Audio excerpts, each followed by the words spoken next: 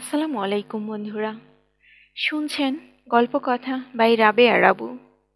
আজ আপনাদের জন্য রয়েছে কবিগুরু রবীন্দ্রনাথ ঠাকুরের বিখ্যাত উপন্যাস শেষের কবিতা চতুর্থ পর্ব।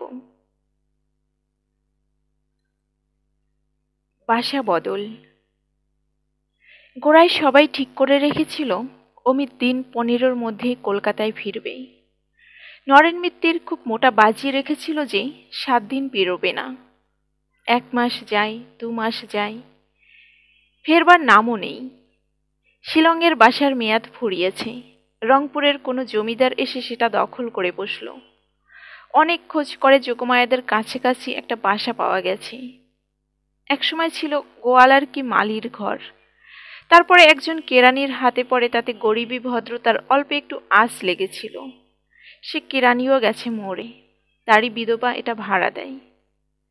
জানলা দরজা প্রভৃতির কার্পণ্যে ঘরের মধ্যে তেজ, মরুদ, বোম এই 3 ভূতেরই অধিকার সংকীর্ণ। কেবল বৃষ্টির দিনে অবতীর্ণ হয় আশাতীত প্রাচুর্যের সঙ্গে অখ্যাত ছিদ্রপথ দিয়ে। ঘরের অবস্থা দেখে যোগমায়া একদিন চমকে উঠলেন। বললেন, বাবা, নিজেকে নিয়ে এই কি পরীক্ষা চলেছে? অমিত উত্তর করলে, উমার ছিল নিরাহারের তপস্যা, শেষকালে পাতা পর্যন্ত খাওয়া ছেড়েছিলেন। আর আমার হলো নিরাসভাবের তপস্যা। খাট, পালং, টেবিল, কেদারা ছাড়তে ছাড়তে প্রায় এসে ঠেকেছে শূন্য দেয়ালি। সেটা ঘটেছিল হিমালয় পর্বতে, এটা ঘটল শিলং পাহাড়ে। সেটাতে কন্যা চেয়েছিলেন বর, আর এটাতে বর চাচ্ছেন কন্যা। সেখানে নারদ ছিলেন ঘটক, এখানে স্বয়ং আছেন মাসিমা। এখন শেষ পর্যন্ত যদি কোনো কারণে কালিদাস এসে না পৌঁছতে পারেন, অগত্যা আমাকেই তার কাজটাও যথাসম্ভব সারতে হবে। অমিত হাসতে হাসতে কথাগুলো বলে, কিন্তু যোগমায়াকে ব্যথা দেয়। তিনি প্রায় বলতে গিয়েছিলেন, আমাদের বাড়িতেই এসে থাকো। থেমে গেলেন। ভাবলেন, বিধাতা একটা কাণ্ড ঘটিয়ে তুলেছেন, তার মধ্যেই আমাদের হাত পড়লে অসাধ্য জট পাকিয়ে উঠতে পারি। নিজের বাসা থেকে অল্প কিছু জিনিসপত্র পাঠিয়ে দিলেন, আর সেই সঙ্গে এই লক্ষ্মী ছাড়াটার পরে তার করুণা দ্বিগুণ বেড়ে গেল। লাবণ্যকে বারবার বললেন, মা লাবণ্য, মনটাকে পাষাণ করো না। একদিন বিষম এক বর্ষণের অন্তে অমিত কেমন আছে খবর নিতে গিয়ে যোগমায়া দেখলেন, নড়বড়ে একটা চার পেয়ে টেবিলের নিচে কম্বল পেতেই অমিত একলা বসে একখানা ইংরেজি বই পড়ছে। ঘরের মধ্যে যেখানে সেখানে বৃষ্টি বিন্দুর অসঙ্গত আবির্ভাব দেখে টেবিল দিয়ে একটা গুহা বানিয়ে তার নিচে অমিত পা ছড়িয়ে বসে গেল। প্রথমে নিজে নিজেই হেসে নিলে এক চোট, তারপরে চলল ক্যাবালোচনা। মনটা ছুটেছিল যোগমায়ার বাড়ির দিকেই, কিন্তু শরীরটা দিলে বাধা। কারণ যেখানে কোনো প্রয়োজন হয় না, সেই কলকাতায় অমিত কিনেছিল এক অনেক দামের বর্ষাতি। যেখানে সর্বদাই প্রয়োজন, সেখানে আসবার সময় সেটা আনবার কথা মনে হয়নি। একটা ছাতা সঙ্গে ছিল, সেটা খুব সম্ভব কোনো একদিন সংকল্পিত গম্যস্থানেই ফেলে এসেছে। আর তা যদি না হয়, তবে সেই বুড়ো দেওদারের তলে সেটা পড়ে আছে। যোগমায়া ঘরে ঢুকে বললেন, এ কি কাণ্ড অমিত? অমিত তাড়াতাড়ি টেবিলের নিচে থেকে বেরিয়ে এসে বলল, আমার ঘরটা আজ অসম্বদ্ধ প্রলাপে মেতেছে। দশা আমার চেয়ে ভালো নয়।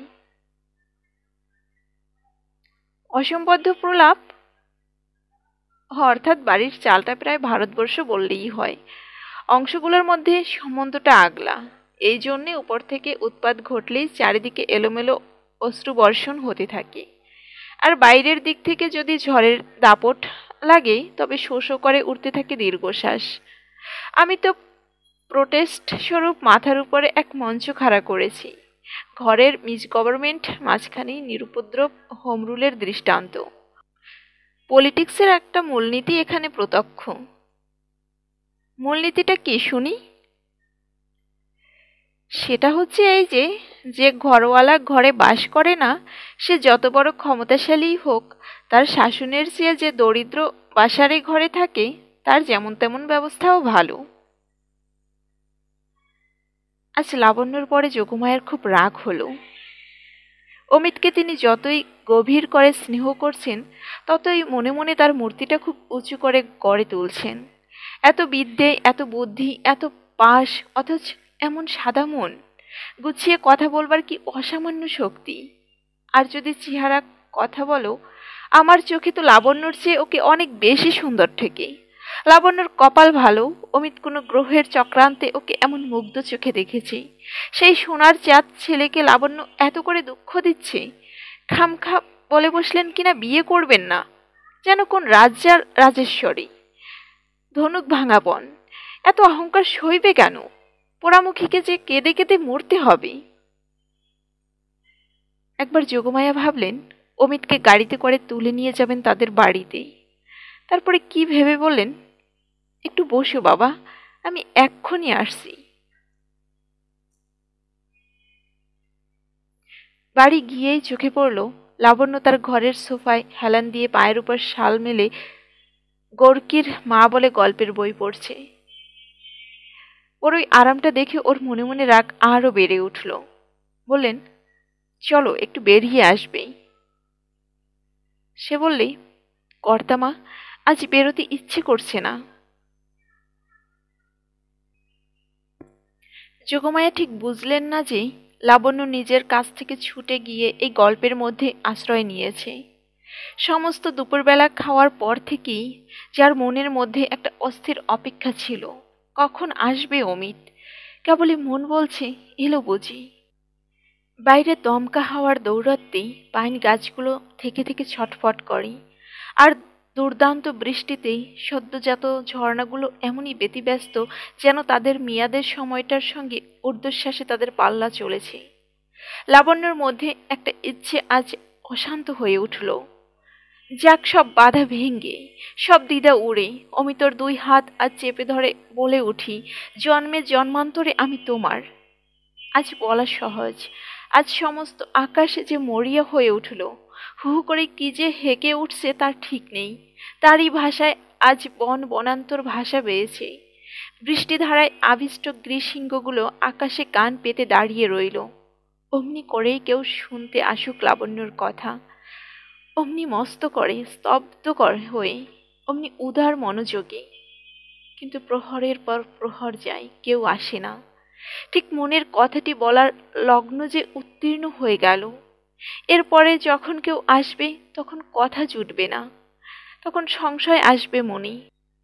তখন তাণ্ডব নৃত্যর মতো দেবতার মা বহিরব আকাশে মিলিয়ে যাবে। বৎসরের পর বৎসর নীরবে চলে যায়। তার মধ্যে বাণী একদিন বিশেষ প্রহরে হঠাৎ মানুষের দ্বারে এসে আঘাত করে। সেই সময় দ্বার খোলাবার চাবিটি যদি না পাওয়া গেল, তবে কোনো দিনই ঠিক কথাটি অকুণ্ঠিত স্বরে বলবার দৈবশক্তি আর জোটে না। যেদিন সেই বাণী আসে সেদিন সমস্ত পৃথিবীকে ডেকে খবর দিতে ইচ্ছে করে, শোনো তোমরা, আমি ভালোবাসি, আমি ভালোবাসি। এই কথাটি অপরিচিত সিন্ধু পারগামী পাখির মতো কত দিন থেকে, কত দূর থেকে আসছে।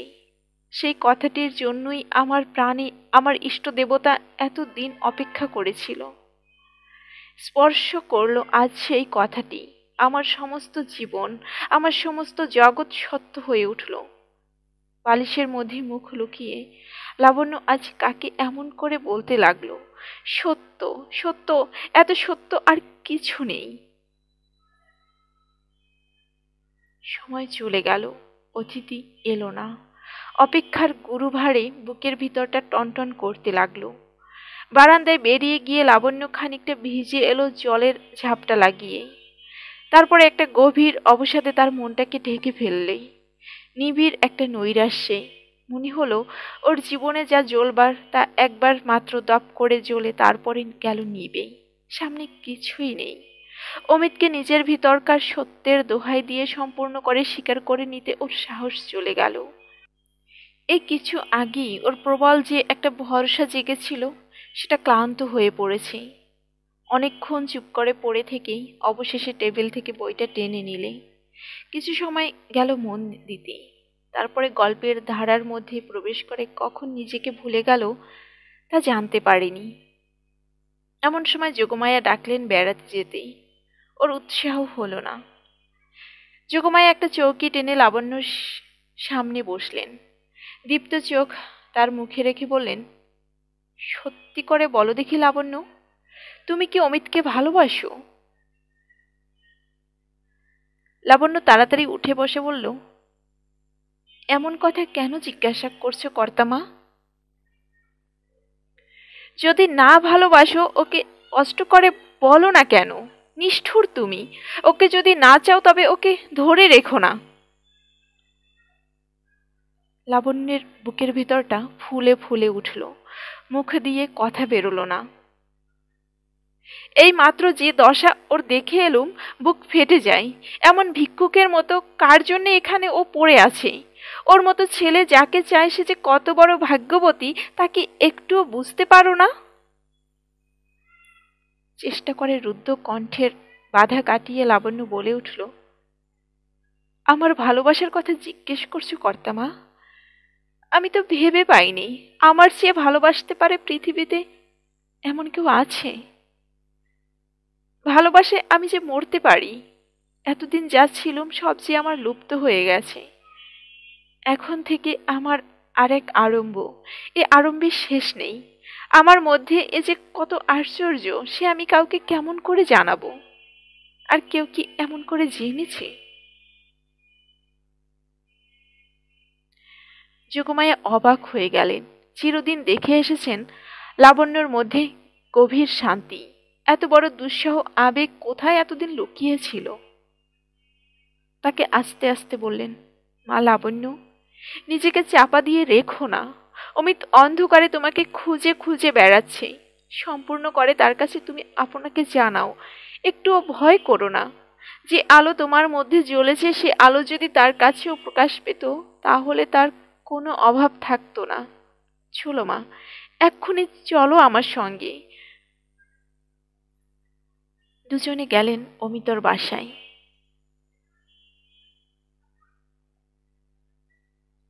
দ্বিতীয় সাধনা। তখন অমিত ভিজে চৌকির উপরেই এক ভাড়া খবরের কাগজ চাপিয়ে তার উপরে বসেছে। টেবিলের এক দিস্তে ফুলেস্কাপ কাগজ নিয়ে তার চলছে লেখা। সেই সময় তার বিখ্যাত আত্মজীবনী শুরু করেছিল। কারণ জিজ্ঞেস করলে বলে, সেই সময় তার জীবনটা অকস্মাৎ তার নিজের কাছে দেখা দিয়েছিল নানা রঙে। বাদলের পরদিনকার সকালবেলায় শিলং পাহাড়ের মতো। সেদিন নিজের অস্তিত্বের একটা মূল্য সে পেয়েছিল। সে কথাটা প্রকাশ না করে সে থাকবে কি করে? অমিত বলে, মানুষের মৃত্যুর পরে তার জীবনী লেখা হয়, তার কারণ একদিকে সংসারে সে মরে, আর একদিকে মানুষের মনে সে নিবিড় করে বেঁচে ওঠে। অমিতর ভাবখানা এই যে, শিলংয়ে সে যখন ছিল তখন একদিকে সে মরেছিল, আর অতীতটা গিয়েছিল মরীচিকার মতো মিলিয়ে, তেমনি আরেকদিকে সে উঠেছিল তীব্র করে বেঁচে। পিছনের অন্ধকারের উপরে উজ্জ্বল আলোর ছবি প্রকাশ পেয়েছে। এই প্রকাশের খবরটা রেখে যাওয়া যায়, কেননা পৃথিবীতে খুব অল্প লোকের ভাগ্যে এটা ঘটতে পারে। তারা জন্ম থেকে মৃত্যুকাল পর্যন্ত একটা প্রদচ্ছায়ার মধ্যেই কাটিয়ে যায়, যে বাদুর গুহার মধ্যে বাসা করেছে তারই মতো। তখন অল্প অল্প বৃষ্টি পড়ছে, ঝোড়ো হাওয়াটা গেছে থেমে, মেঘ এসেছে পাতলা হয়ে। অমিত চৌকি ছেড়ে উঠে দাঁড়িয়ে বললে, এ কি অন্যায় মাসিমা? কেন বাবা, কি করেছি? আমি যে একেবারে অপ্রস্তুত। শ্রীমতী লাবণ্য কি ভাববেন? শ্রীমতী লাবণ্যকে একটু ভাবতে দেওয়াই তো দরকার। যা জানবার সবটাই তো জানা ভালো। এতে শ্রীযুক্ত অমিতের এত আশঙ্কা কেন? শ্রীযুক্তের যা ঐশ্বর্য সেইটাই শ্রীমতীর কাছে জানাবার, আর শ্রীহীনের যা দৈন্য সেইটা জানাবার জন্যই আছো তুমি, আমার মাসিমা। এমন ভেদবুদ্ধি কেন বাছা? নিজের গরজেই। ঐশ্বর্য দিয়েই ঐশ্বর্য দাবি করতে হয়, আর অভাব দিয়ে চাই আশীর্বাদ। মানব সভ্যতায় লাবণ্য দেবীরা জাগিয়েছেন ঐশ্বর্য, আর মাসিমারা এনেছেন আশীর্বাদ। দেবীকে আর মাসিমাকে একাধারেই পাওয়া যেতে পারে অমিত। অভাব ঢাকবার দরকার হয় না। এর জবাব কবির ভাষায় দিতে হয়। গদ্যে যা বলি সেটা স্পষ্ট বোঝাবার জন্যে ছন্দের ভাষ্য দরকার হয়ে পড়ে। মাথু আর্নল্ড কাব্যকে বলেছেন ক্রিটিসিজম অফ লাইফ। আমি কথাটাকে সংশোধন করে বলতে চাই লাইফস কমেন্টারি ইন ভার্স। অতিথি বিশেষকে আগে থাকতে জানিয়ে রাখি যেটা পড়তে যাচ্ছি সে লেখাটা কোনো কবি সম্রাটের নয়। পূর্ণ প্রাণে যাবার যাহা, রিক্ত হাতে চাসনে তারি, সিক্ত চোখে যাসনে দাড়ি। ভেবে দেখবেন ভালোবাসাই হচ্ছে পূর্ণতা। তার যে আকাঙ্ক্ষা সে তো দরিদ্রের কাঙ্গালপনা নয়। দেবতা যখন তার ভক্তকে ভালোবাসেন তখনই আসেন ভক্তের দ্বারে ভিক্ষা চাইতে। রত্নমালা আনবি যবে, মাল্যবদল তখন হবে। পাদবি কি তোর দেবীর আসন, শূন্য ধুলায় পথের ধারে। সেই জন্যই তো সম্প্রতি দেবীকে একটু হিসেব করে ঘরে ঢুকতে বলেছিলুম। পাতবার কিছুই নেই তো পাতব কি? এই ভিজে খবরের কাগজগুলো। আজকাল সম্পাদকী কালের ডাককে সবচেয়ে ভয় করি। কবি বলেছেন ডাকবার মানুষকে ডাকি যখন জীবনের পেয়ালা উছলে পড়ে, তাকে তৃষ্ণার শরিক হতে ডাকি নেই। পুষ্প উদার চৈত্রবনে, বক্ষে ধরিস নিত্য ধনে, লক্ষ্য শিখায় জ্বলবে যখন দীপ্ত প্রদীপ অন্ধকারে। মাসিদের কোলে জীবনের আরম্ভেই মানুষের প্রথম তপস্যা দারিদ্র্যের, নগ্ন সন্ন্যাসীর স্নেহ সাধনা। এই কুটিরে তারই কঠোর আয়োজন। আমি তো ঠিক করে রেখেছি এই কুটিরের নাম দেব মাস্তুত বাংলো। বাবা, জীবনের দ্বিতীয় তপস্যা ঐশ্বর্যের, দেবীকে বা পাশে নিয়ে প্রেম সাধনা। এ কুটিরেও তোমার সে সাধনা ভিজে কাগজে চাপা পড়বে না। বর পাইনি বলে নিজেকে ভোলাচ্ছ, মনে মনে নিশ্চয়ই জানো পেয়েছ। এই বলে লাবণ্যকে অমিতর পাশে দাঁড় করিয়ে তার ডান হাত অমিতর ডান হাতের উপর রাখলেন। লাবণ্যর গলা থেকে সোনার হারগাছি খুলে তাই দিয়ে দুজনের হাত বেঁধে দিয়ে বললেন, তোমাদের মিলন অক্ষয় হোক। অমিত লাবণ্য দুজনে মিলে যোগমায়ার পায়ের ধুলো নিয়ে প্রণাম করলেই তিনি বললেন, তোমরা একটু বসো, আমি বাগান থেকে কিছু ফুল নিয়ে আসি গে। বলে গাড়ি করে ফুল আনতে গেলেন। অনেকক্ষণ দুজনে খাটিয়ার উপরে পাশাপাশি চুপ করে বসে রইল। একসময় অমিতর মুখের দিকে মুখ তুলে লাবণ্য মৃদুস্বরে বললে, আজ তুমি সমস্ত দিন গেলে না কেন?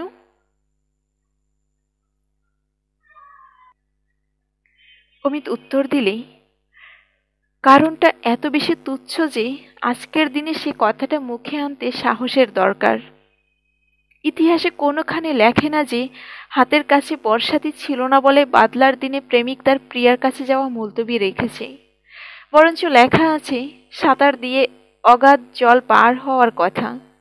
কিন্তু সেটা অন্তরের ইতিহাস। সেখানকার সমুদ্রে আমিও কি সাঁতার কাটছি নে ভাবছ? সে অকুল কোনো কালে কি পার হব?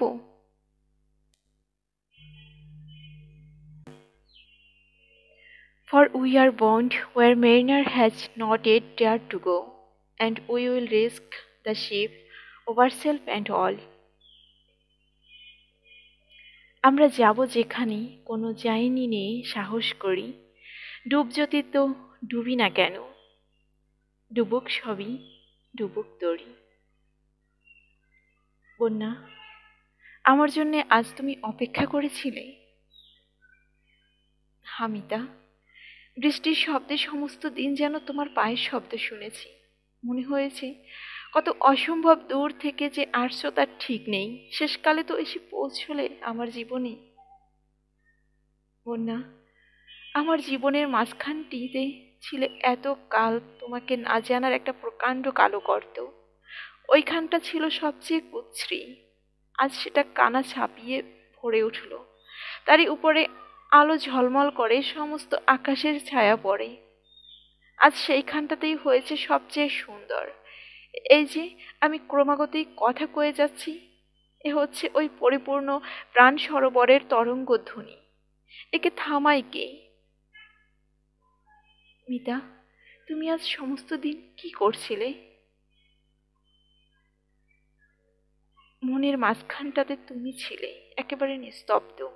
তোমাকে কিছু বলতে যাচ্ছিলুম, কোথায় সেই কথা? আকাশ থেকে বৃষ্টি পড়ছে, আর আমি কেবলই বলেছি, কথা দাও, কথা দাও। Oh, what is this mysterious and uncapturable bliss that I have known? It seemed to be simple and bright and easy as a smile, and older than the earth. একই রহস্য, একই আনন্দ রাশি, জেনেছি তাহারে, পাইনি তবুও পেয়ে, তবু সে সহজে প্রাণে উঠে নিঃশ্বাসী, তবু সে সরল যেন রে সরল হাসি, পুরনো সে যেন এই ধরনীর চেয়ে। বসে বসে ওই করি, পরের কথাকে নিজের কথা করে তুলি। সুর দিতে পারতুম যদি, তবে সুর লাগিয়ে বিদ্যাপতির বর্ষার গানটাকে সম্পূর্ণ আত্মসাৎ করতুম। বিদ্যাপতি কহে, কৈশে গঙ্গাবি হরিবেনে দিন রাতিয়া। যাকে না হলে চলে না, তাকে না পেয়ে কি করে দিনের পর দিন কাটবি? ঠিক এই কথাটা সুর পাই কোথায়? উপরে চেয়ে কখনো বলি কথা দাও, কখনো বলি সুর দাও। কথা নিয়ে সুর নিয়ে দেবতা নেমেও আসেন, কিন্তু পথের মধ্যেই মানুষ ভুল করেন, খামকা আর কাউকে দিয়ে বসেন। হয়তোবা তোমাদের ওই রবি ঠাকুরকে। লাবণ্য হেসে বললে, রবি ঠাকুরকে যারা ভালোবাসে তারাও তোমার মতো এত বারবার করে তাকে স্মরণ করে না। বন্যা, আজ আমি বড় বেশি বকছি না? আমার মধ্যে বকুনির মনসুন নেমেছে। ওয়েদার রিপোর্ট যদি রাখো তো দেখবে এক এক দিনে কত ইঞ্চি পাগলামি তার ঠিকানা নেই। কলকাতায় যদি থাকতুম, তোমাকে নিয়ে টায়ার ফাটাতে ফাটাতে মোটরে করে একেবারে মুরাদাবাদে দিতুম দৌড়। যদি জিজ্ঞাসা করতে মুরাদাবাদে কেন, তার কোনোই কারণ দেখাতে পারতুম না। বান যখন আসে তখন সে বকে, ছোটে, সময়টাকে হাসতে হাসতে ফ্যানের মতো ভাসিয়ে নিয়ে যায়। এমন সময় ডালিতে ভরে যোগমায়া সূর্যমুখী ফুল আনলেন। বললেন, মা লাবণ্য, এই ফুল দিয়ে আজ তুমি ওকে প্রণাম করো। এটা আর কিছু নয়, একটা অনুষ্ঠানের মধ্য দিয়ে প্রাণের ভিতরকার জিনিসকে বাইরের শরীর দেবতার মেয়েলি চেষ্টা, দেহকে বানিয়ে তোলবার আকাঙ্ক্ষা ওদের রক্তে মাংসে। আজ কোনো এক সময় অমিত লাবণ্যকে কানে কানে বললেই, বন্যা, একটি আংটি তোমাকে পরাতে চাই। লাবণ্য বললে, কি দরকার মিতা? তুমি যে আমাকে তোমার এই হাতখানি দিয়েছ, সে কতখানি দেওয়া তা ভেবে শেষ করতে পারিনি। কবিরা প্রিয়ার মুখ দিয়েই যত কথা কয়েছে, কিন্তু হাতের মধ্যে প্রাণের কত ইশারা, ভালোবাসার যত কিছু আদর, যত কিছু সেবা, হৃদয়ের যত দরদ, যত অনির্বচনীয় ভাষা, সব যে ওই হাতেই।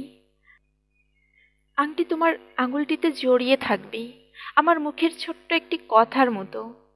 সে কথাটি শুধু এই, পেয়েছি। আমার এই কথাটি সোনার ভাষায়, মানিকের ভাষায় তোমার হাতে থেকে যাক না। লাবণ্য বললে, আচ্ছা, তাই থাক। কলকাতা থেকে আনতে দেব। বলো, কোন পাথর তুমি ভালোবাসো? আমি কোনো পাথর চাইনি, একটি মাত্র মুক্ত থাকলেই হবে। আচ্ছা, সেই ভালো, আমিও মুক্ত ভালোবাসি।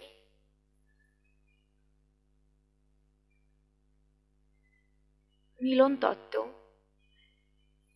ঠিক হয়ে গেল, আগামী অগ্রহায়ণ মাসে এদের বিয়ে। যোগমায়া কলকাতায় গিয়ে সমস্ত আয়োজন করবেন। লাবণ্য অমিতকে বললি, তোমার কলকাতায় ফেরবার দিন অনেক কাল হলো পেরিয়ে গেছে। অনিশ্চিতের মধ্যে বাধা পড়ে তোমার দিন কেটে যাচ্ছিল, এখন ছুটি। নিঃসংশয়ে চলে যাও, বিয়ের আগে আমাদের আর দেখা হবে না। এমন কড়া শাসন কেন? সেদিন যে সহজ আনন্দের কথা বলেছিলে তাকে সহজ রাখবার জন্যে। এটা একেবারে গভীর জ্ঞানের কথা। সেদিন তোমাকে কবি বলে সন্দেহ করেছিলুম, আজ সন্দেহ করছি ফিলোজফার বলে। চমৎকার বলেছ, সহজকে সহজ রাখতে হলে শক্ত হতে হয়। ছন্দকে সহজ করতে চাও তো জ্যোতিকে ঠিক জায়গায় কষে আটতে হবে। লোভ বেশি, তাই জীবনের কাব্যে কোথাও জ্যোতি দিতে মন সরে না। ছন্দ ভেঙে গিয়ে জীবনটা হয় গতিহীন বন্ধন। আচ্ছা, কালই চলে যাব, একেবারেই হঠাৎ। এই ভরা দিনগুলোর মাঝখানে মনে হবে যেন মেঘনাদ বধ কাব্যের সেই চমকে থেমে যাওয়া লাইনটা। চলি যবে গেলা জমপুরে অকালে। শিলং থেকে আমিই না হয় চললুম, কিন্তু পাজি দেখে অগ্রাণ মাস তো ফস করে পালাবে না। কলকাতায় গিয়ে কি করব জানো? কি করবে? মাসিমা যতক্ষণ করবেন বিয়ের দিনের ব্যবস্থা, ততক্ষণ আমাকে করতে হবে তার পরের দিনগুলোর আয়োজন। লোকে ভুলে যায় দাম্পত্যটা একটা আর্ট, প্রতিদিন ওকে নতুন করে সৃষ্টি করা যায়। মনে আছে বন্যা, রঘুবংশে অজ মহারাজা ইন্দুমতির কি বর্ণনা করেছিলেন? লাবণ্য বললি, প্রিয় শিষ্যা ললিতে কলাবিধৌ। অমিত বললি, সেই ললিত কলাবিধিটা দাম্পত্যেরই। অধিকাংশ বড়বার বিয়েটাকেই মনে করে মিলন, সেই জন্যে তারপর থেকে মিলনটাকে এত অবহেলা। মিলনের আর্ট তোমার মনে কিরকম আছে বুঝিয়ে দাও। যদি আমাকে শিষ্যা করতে চাও, আজই তার প্রথম পাঠ শুরু করো। আচ্ছা, তবে শোনো, ইচ্ছাকৃত বাধা দিয়েই কবি ছন্দের সৃষ্টি করে। মিলনকেও সুন্দর করতে হয় ইচ্ছাকৃত বাধায়। চাইলেই পাওয়া যায়। দামি জিনিসকে এত সস্তা করা নিজেকেই ঠকানো। কেননা শক্ত করে দাম দেওয়ার আনন্দটা বড় কম নয়। দামের হিসাবটা শুনি। রোশো, তার আগে আমার মনে যে ছবিটা আছে বলি। গঙ্গার ধার, বাগানটা ডায়মন্ড হারবারের ওই দিকটাতেই। ছোট একটি স্টিম লঞ্চ করে ঘন্টা দুয়েকের মধ্যে কলকাতায় যাতায়াত করা যায়। আবার কলকাতায় কি দরকার পড়ল? এখন কোনো দরকার নেই, সে কথা জানো। যাই বটে, বার লাইব্রেরিতে ব্যবসা করিনি, দাবা খেলি। অ্যান্টনিরা বুঝে নিয়েছে কাজে গরজ নেই, তাই মন নেই। কোনো আপোষের মোকদ্দমা হলে তার ব্রিফ আমাকে দেয়, তার বেশি আর কিছুই দেয় না। কিন্তু বিয়ের পরেই দেখিয়ে দেব কাজ কাকে বলে। জীবিকার দরকারে নয়, জীবনের দরকারে। আমের মাঝখানটাতে থাকে আটি, সেটা মিষ্টিও নয়, নরমও নয়, খাদ্যও নয়, কিন্তু ওই শক্তটাই সমস্ত আমের আশ্রয়। ওইটাতেই সে আকার পায়। কলকাতার পাথরে আটিটা কি কিসের জন্য দরকার বুঝেছ তো? মধুরের মাঝখানে একটা কঠিনকে রাখবার জন্যে। বুঝেছি, তাহলে দরকার তো আমারও আছে। আমাকেও তো কলকাতায় যেতে হবে 10টা 5টা। দোষ কি? কিন্তু পাড়া বেড়াতে নয়, কাজ করতে। কিসের কাজ বলো? বিনা মাইনে? না না, বিনা মাইনের কাজ কাজও নয়, ছুটিও নয়, 12 আনা ফাঁকি। ইচ্ছে করলেই তুমি মেয়ে কলেজে প্রফেসরে নিতে পারবে। আচ্ছা, ইচ্ছে করব, তারপর? স্পষ্ট দেখতে পাচ্ছি গঙ্গার ধার, পাড়ের নিচে তলা থেকে উঠেছে ঝুড়ি নামা অতি পুরানো বট গাছ।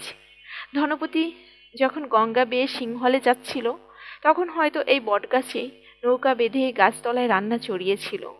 ওরই দক্ষিণ ধারে ছ্যাতলা পড়া বাঁধানো ঘাট, অনেকখানি ফাটল ধরা, কিছু কিছু বসে যাওয়া।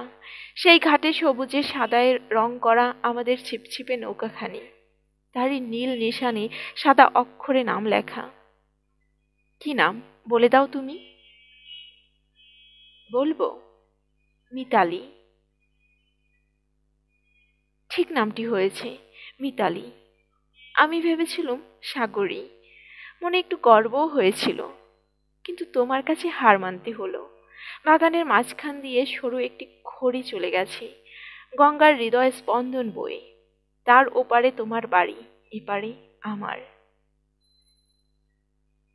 রোজই কি সাঁতার দিয়ে পার হবে আর জানালায় আমার আলো জ্বালিয়ে রাখবো?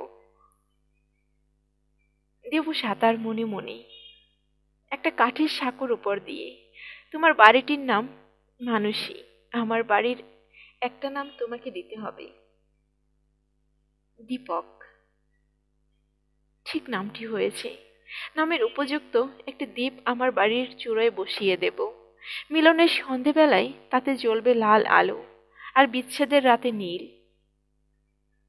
কলকাতা থেকে ফিরে এসে রোজ তোমার কাছ থেকে একটি চিঠি আশা করব। এমন হওয়া চাই সে চিঠি পেতেও পারি, না পেতেও পারি। সন্ধে ৮টার মধ্যে যদি না পাই, তবে হতবিধিকে অভিসম্পদ দিয়ে 12 ট্রান্ট রাসেলের লজিক পড়বার চেষ্টা করব। আমাদের নিয়ম হচ্ছে, অনাহুত তোমার বাড়িতে কোনো মতেই যেতে পারবো না। আর তোমার বাড়িতে আমি? ঠিক এক নিয়ম হলেই ভালো হয়, কিন্তু মাঝে মাঝে নিয়মের ব্যতিক্রম হলে সেটা অসহ্য হবে না। নিয়মের ব্যতিক্রমটাই যদি নিয়ম না হয়ে ওঠে, তাহলে তোমার বাড়িটার দশা কি হবে ভেবে দেখে বরঞ্চ আমি বোরকা পড়ে যাব।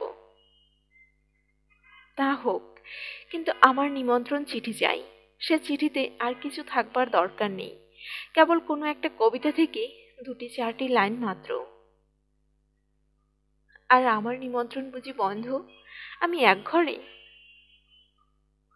তোমার নিমন্ত্রণ মাসে একদিন, পূর্ণিমার রাতে, 14টা তিথির খণ্ডতা যেদিন চরম পূর্ণ হয়ে উঠবে। এইবার তোমার প্রিয় শিষ্যাকে একটি চিঠির নমুনা দাও। আচ্ছা বেশ। পকেট থেকে একটা নোট বই বের করে তার পাতা ছিঁড়ে লিখলে,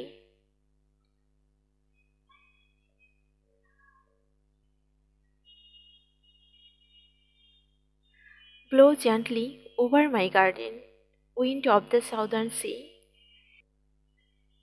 In the hour my love cometh and calleth me. চুমিয়ে যেও তুমি আমার বনভূমি, দক্ষিণ সাগরের সমীরণ, যে শুভক্ষণে মম আসিবে প্রিয়তম, ডাকিবে নাম ধরে অকারণ। লাবণ্য কাগজখানা ফিরিয়ে দিলে না। অমিত বললে, এবারে তোমার চিঠির নমুনা দাও, দেখি তোমার শিক্ষা কতদূর এগোলো। লাবণ্য একটা টুকরো কাগজে লিখতে যাচ্ছিল। অমিত বললে, না, আমার এই নোট বইয়ে লেখো। লাবণ্য লিখে দিল, মিতা, তমস্বী মম জীবনং, তমস্বী মম ভূষণং, তমস্বী মম ভবজল ধীরতম। অমিত বইটা পকেটে পুরে বললে, আশ্চর্য এই, আমি লিখেছি মেয়ের মুখের কথা, তুমি লিখেছ পুরুষের। কিছুই অসঙ্গতি হয়নি। শিমুল কাঠি হোক আর বকুল কাঠি হোক, যখন জ্বলে তখন আগুনের চেহারাটা একই।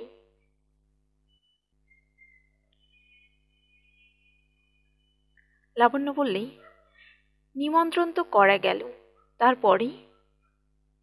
অমিত বললে, সন্ধ্যা তারা উঠেছে, জোয়ার এসেছে গঙ্গায়, হাওয়া উঠল ঝিরঝির করে।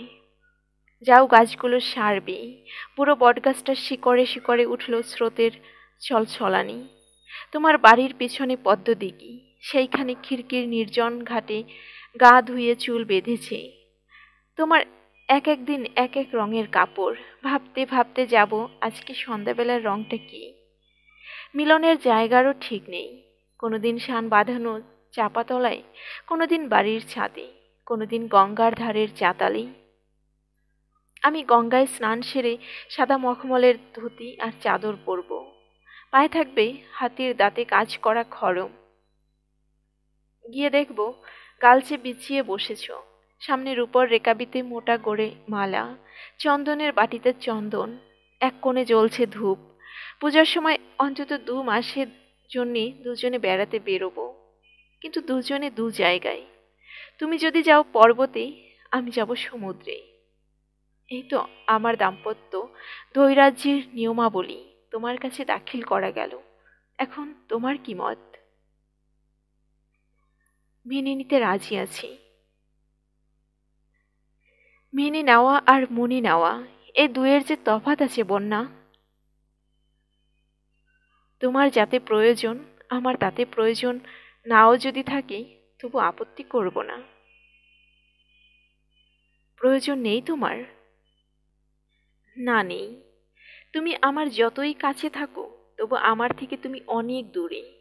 কোনো নিয়ম দিয়ে সেই দূরত্বটুকু বজায় রাখা আমার পক্ষে বাহুল্য। কিন্তু আমি জানি আমার মধ্যে এমন কিছুই নেই যা তোমার কাছের দৃষ্টিকে বিনা লজ্জায় সইতে পারবে। সেই জন্যে দাম্পত্যের দুই পারে দুই মহল করা আমার পক্ষে নিরাপদ। অমিত চৌকি থেকে উঠে দাঁড়িয়ে বললি, তোমার কাছে আমি হার মানতে পারবো না বন্যা। যাকে আমার বাগানটা, কলকাতার বাইরে এক পা নড়ব না। নিরঞ্জনদের আপিসে উপরের তলায় ৭৫ টাকা দিয়ে একটা ঘর ভাড়া নিব। সেইখানে থাকবে তুমি, আর থাকবো আমি। চিদাকাশে কাছে দূরে ভেদ নেই। ৩.৫ হাত চওড়া বিছানার বাঁ পাশে তোমার মহল মানুষী, ডান পাশে আমার মহল দীপক। ঘরের পূব দেয়ালে একখানা আয়নাওয়ালা দেরাজ, তাতেই তোমারও মুখ দেখা আর আমারও। পশ্চিম দিকে থাকবে বইয়ের আলমারি, পিঠ দিয়ে সেটা রোদ্দুর ঠেকাবে, আর সামনের দিকে সেটাতে থাকবে দুটি পাঠকের একটি মাত্র সার্কুলেটিং লাইব্রেরি। ঘরের উত্তর দিকটাতে একখানি সোফা, তারই বাঁ পাশে একটু জায়গা খালি রেখে আমি বসবে এক প্রান্তে। তোমার কাপড়ের আলনার আড়ালে তুমি দাঁড়াবে। দুহাত তফাতে নিমন্ত্রণের চিঠিখানা উপরের দিকে তুলে ধরব কম্পিত হস্তে। তাতে লেখা থাকবে, ছাদের উপরে বহিও নীরবে, ওগো দক্ষিণ হাওয়া, প্রেয়সীর সাথে যে নিমেষে হবে চারি চক্ষুতে যাওয়া। এটা কি খারাপ শোনাচ্ছে বন্যা? কিচ্ছু না মিতা, কিন্তু এটা সংগ্রহ হলো কোথা থেকে? আমার বন্ধু নীল বান্ধব।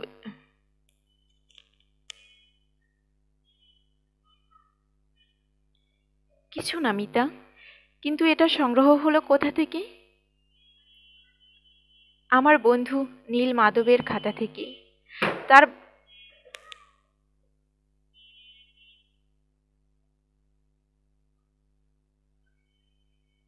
কিছু না মিতা, কিন্তু এটা সংগ্রহ হলো কোথা থেকে? আমার বন্ধু নীল মাধবের খাতা থেকে। তার ভাবী বধূ তখন অনিশ্চিত ছিল, তাকে উদ্দেশ্য করে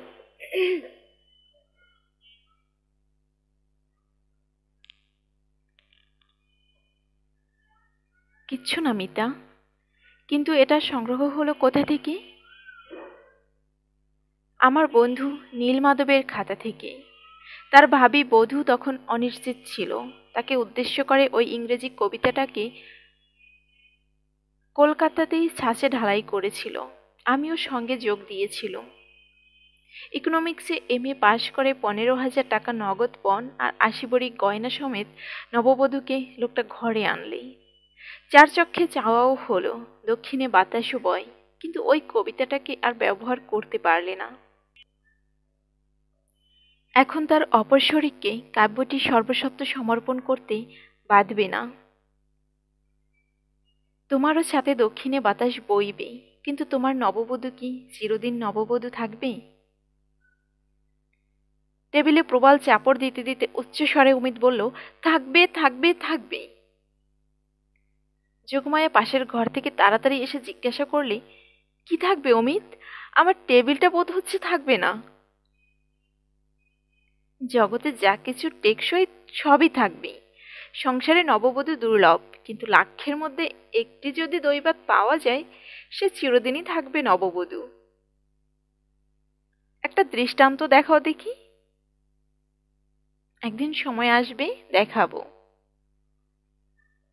বোধ হচ্ছে তার কিছু দেরি আছে, ততক্ষণ খেতে চলো।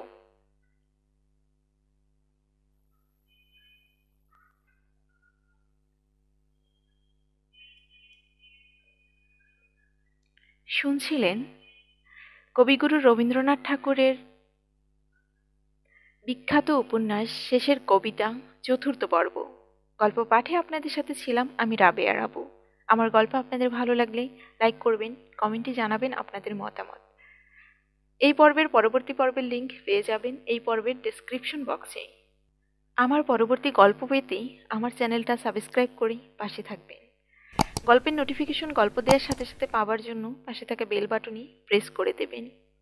সবাই ভালো থাকবেন, সুস্থ থাকবেন, নিজের এবং পরিবারের সবার খেয়াল রাখবেন। আমার জন্য দোয়া করবেন। আল্লাহ হাফেজ।